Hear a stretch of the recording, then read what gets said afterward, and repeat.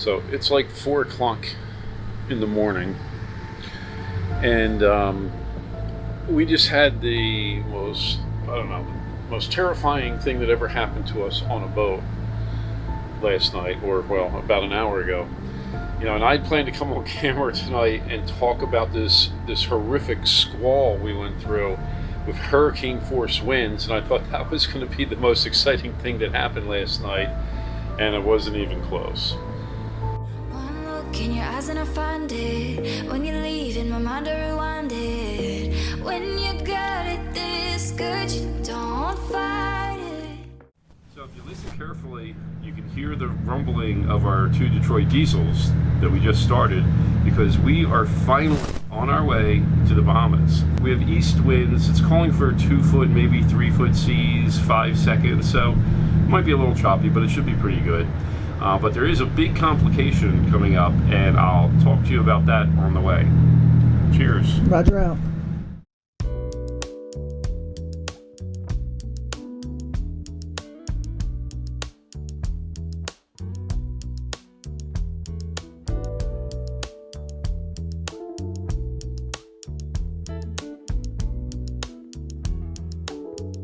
We are here in the middle of the Gulf Stream right now. We are getting maybe 3 to 5 foot waves, depending. There's been a whole lot of squalls running around us. That seems to be churning things up a bit. It's about 3 knots against us right now on average. So we're not getting very good speed, about 6.8, 7 knots.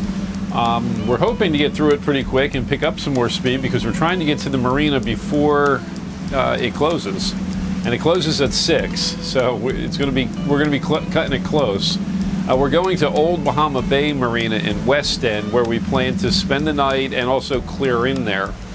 So hopefully we get there by 6. Otherwise, we're going to be lassoing our own cleats and finding our own slip.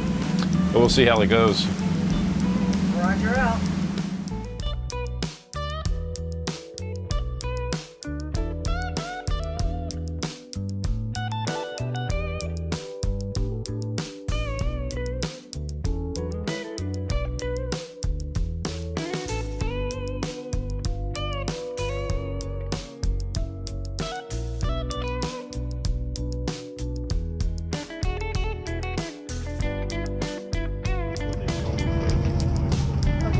You guys can go ahead and do the lines in the front, and then I'll go.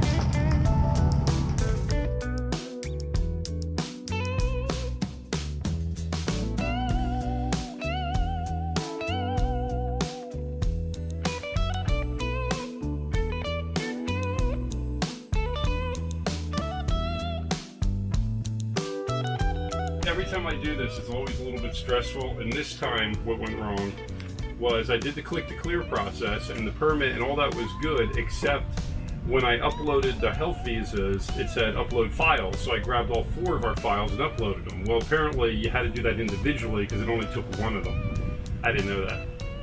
So that's one other thing. There was you have to fill out immigration forms in addition to this, which is a whole different thing. All the same exact information, different forms. So I had to do that by hand while I was there. That's what took me so long.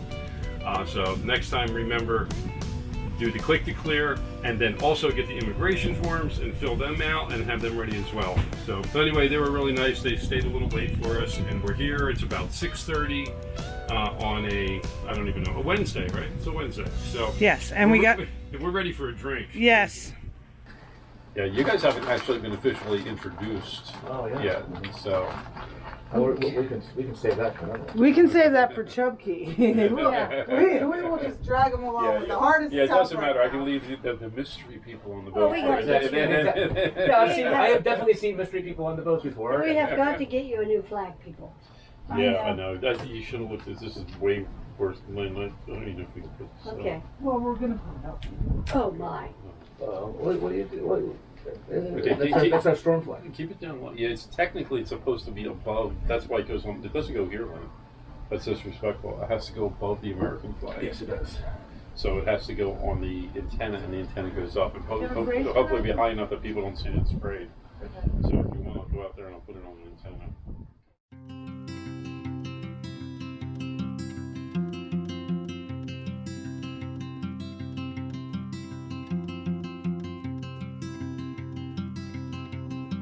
Buoys are already going in. Oh, definitely got to put my sticker up there.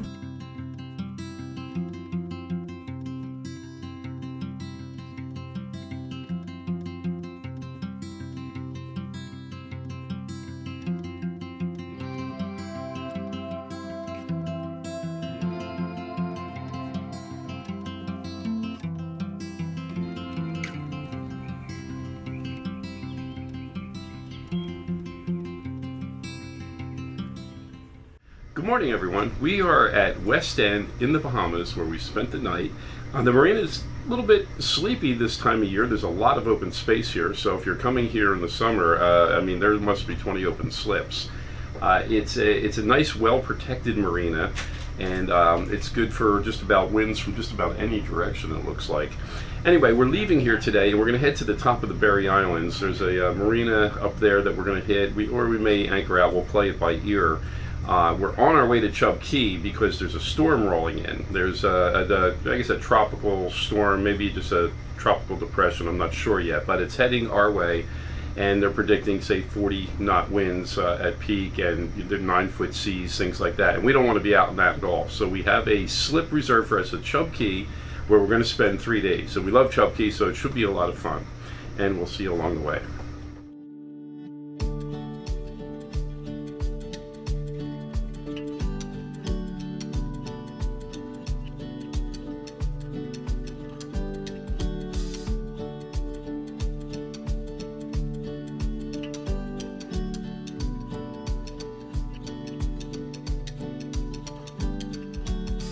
I'm holding on to something better than anything I've ever known. We live in seasons like the weather, but one thing's constant all along. I don't think that I could find a better way to spend my time than spending it all on you. Things may come and take me far away from you, but you hold my heart. I thank the Lord when I have you in my arms. When I'm feeling lost or running low, I sink into your love just like a stone. Even if Hey Ed, how can you pilot a boat like that? I can see the reflection of my glasses. What's that? Oh, really? Really? You got eyes in the back of your head or something? Go like this, there's nothing between us and an island chain about 100 miles that way. Until And then the AIS will warn me, but yeah, you kind of have to turn around once in a while. oh no. And you guys are watching, I know that. Well, it's all blue over there. Blue sky. Okay.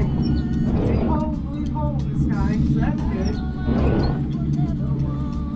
Sort of. Yeah, sort of. Sort of. Except for that one. That one and that one. This is why I did that one. Whoa! Yay! Woohoo! Horsey! Giddy up! we're never running out of love, 'cause you will always be enough. If life's a journey, you're my favorite part. When you're feeling lost and running low, sink into my love just like a stone. When you're feeling lost and all alone, sink into my love just like a stone. No matter the miles from you, I know wherever you are, I call home.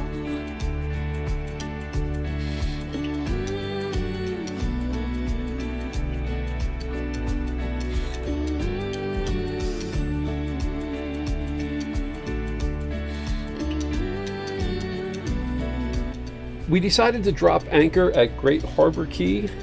As you can see, I have turned my bow away from the island and into the wind. I do not like to anchor on the windward side of an island, but the forecast is for only 5-knot winds, and a trip to the leeward side would take hours and be far out of our way. We had a hell of a time setting the anchor, as you can see. This was a bad omen, which we did not pick up on.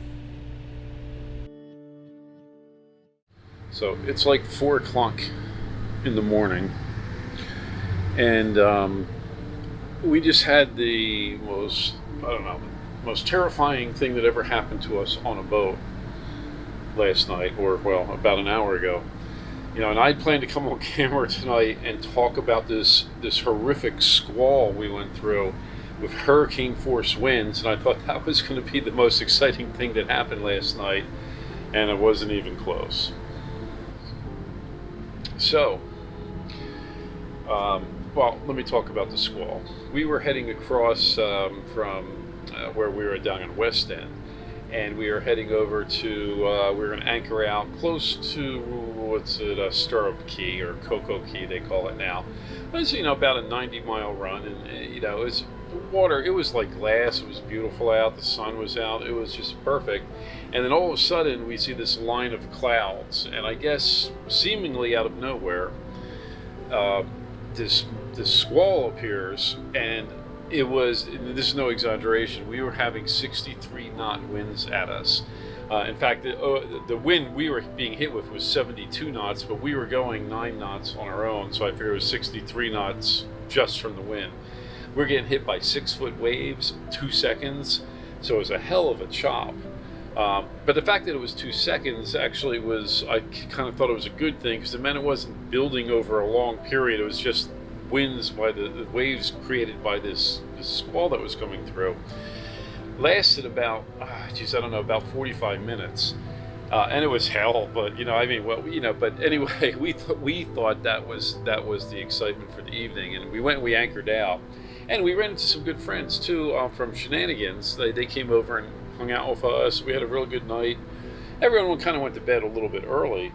We had a terrible time trying to anchor though at first. We had dropped our hook, and I couldn't get it to set, and we weren't sure why. And then when we pulled it back up, it turns out we had dropped the anchor on like a piece of carpet was in the water.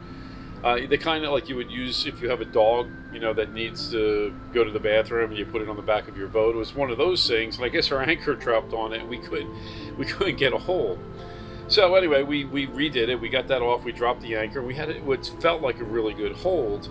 And it lasted all night. We were up till, maybe 12. And, we all went to bed a little bit early. We figured we were going to get up early. We were going to head over to Chub Key.